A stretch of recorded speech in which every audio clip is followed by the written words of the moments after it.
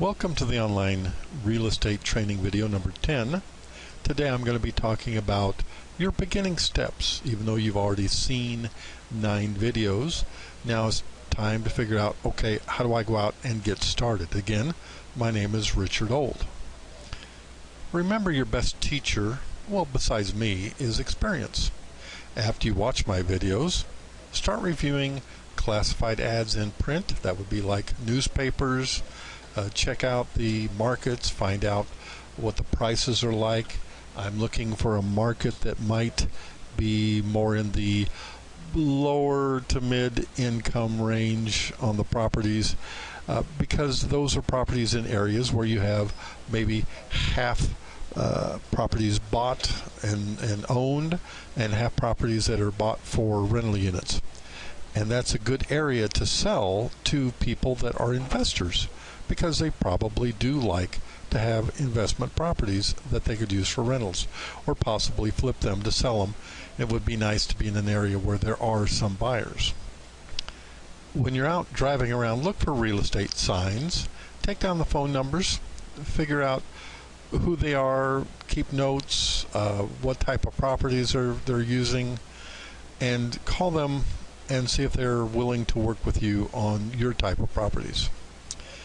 Make copies of the seller information form. That's the form that I had in one of my other videos.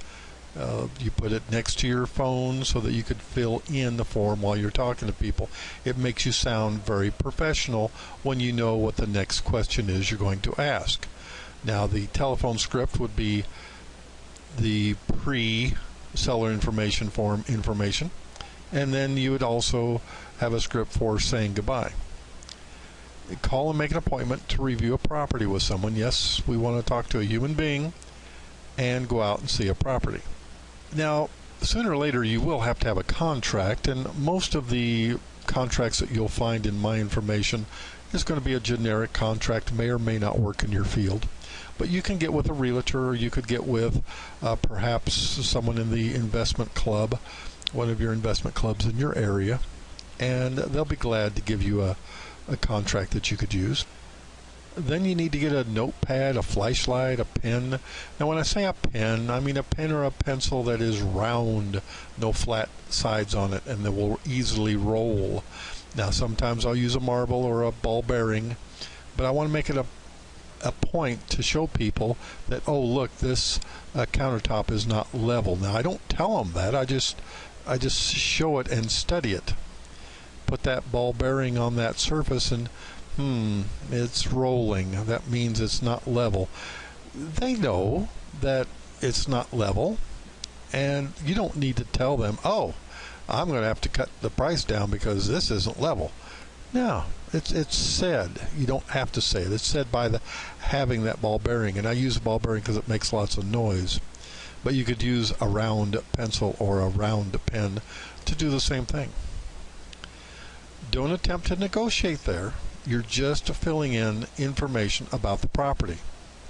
Then you go home and evaluate the property. Figure out opportunities. Is this something I could buy and use for a rental, or buy and fix up and sell, or just maybe assign the property to someone that I have found in the past as looking for properties in that area.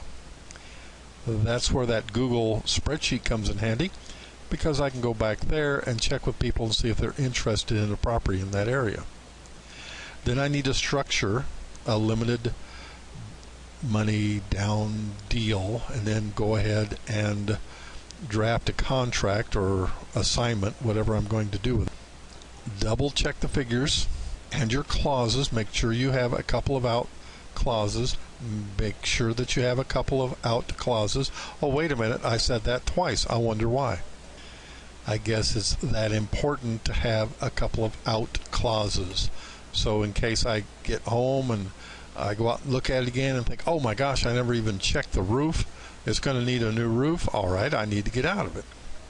And then I can come back and rebid it, but I've got to do it correctly. At least I can get out now. Submit the offer to the homeowner, and then sit back and see what happens. If they do not get back with you, simply put them in a database, with a note to call in 30 or 60 or 90 days, or 30 and 60 and 90 days.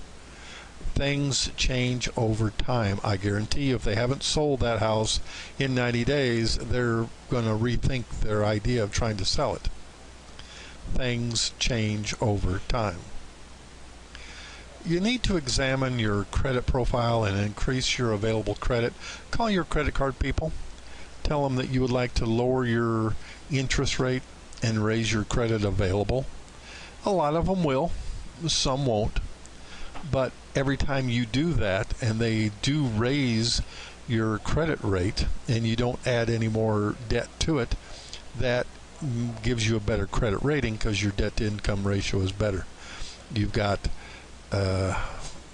well, that's not your debt to income ratio, but your available credit that you have is important. If you don't want to be more than half credit card full, you want your credit cards to have at least half or 3/4 left in them, and that will help your credit score. Invest in some letterhead and business cards. Let people know that you're a serious investor. Hopefully by now you have business cards. The spreadsheet that I sent out to you, or can send out to you if you get in touch with me, has the places where you can go and get free business cards, but they're not free letterhead. So what they do is they give you something free hoping that you'll buy something else. And a lot of times we do that. If you need to get in touch with me, just hit, like in the upper right hand corner where it says RICOLD, and that's a Gmail address. So take your money broker out to lunch. That's a good idea. Your money broker can be very, very important. We want them to, for free, figure out if they can loan money to the people we bring them to buy our houses. So we want to keep them in very close regard. We want them to be our friends. We want to contact your local realtor, find brokers that want to work with you, specialize in distressed property or depressed. Call some rental properties, ask them, would they like to sell the property?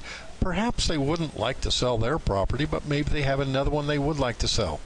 Usually renters that have been in the business for a while have some old rental properties that they don't like to be in that neighborhood anymore. That's why the other rental properties are in a nicer neighborhood, and they're kind of getting rid of their older stuff.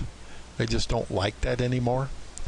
So you can sometimes get a very good deal on those because they just want to get rid of them. Might not be a bad idea to attend an auction. I didn't say to buy anything in an auction. I said just attend the auction. You can get in trouble buying at an auction unless you know what you're doing. But there's a lot of people there, usually, that would be good to know.